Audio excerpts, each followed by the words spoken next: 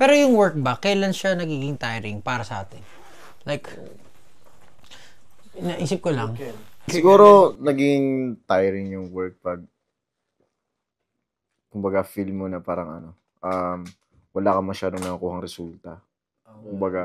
Kumbaga, parang work ka ng work tapos walang result, diba? Parang darating sa point na talagang gusto mong sumuko, ganun. Pero gano'ng kakatagal maghihintay? Like, gano'ng katagal yung leeway? Kasi for example, third world tour na natin. Yeah. Doon nakikita naman natin na may improvement. Ako, kahit third world tour na natin and ngayon parang same venue pa rin, hindi siya lumaki yung venue natin.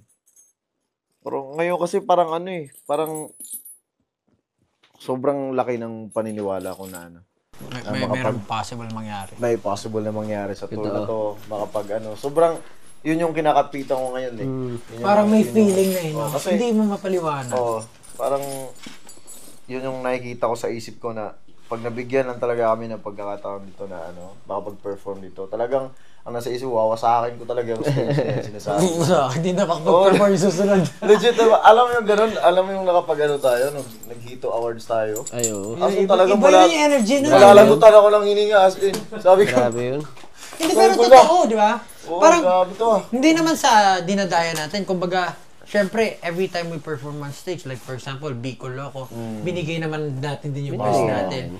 Pero, somehow, kapag nasa ibang bansa ka at hindi mo kakilala yung mga tao, parang sobrang gusto mong patunayan yung sarili mo. No? Oo, yun. may pinapatunayan, may pinapatunayan ka kasi, oy, ganito kami.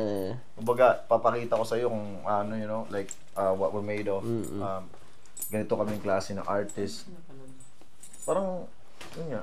Gusto mo pasikat. Yun yung nagbibigay ng energy sa iyo eh. Tapos grabe talaga yung na yun. Kasi malalagutan ako ng hininga. Kita ko nga yung mo. Song pa lang to Grabe na. So sa tingin mo, sinasabi mo nga parang may feeling kang, nararamdaman kang feeling. Nararamdaman ko rin naman siya. Punta tayo sa banyo.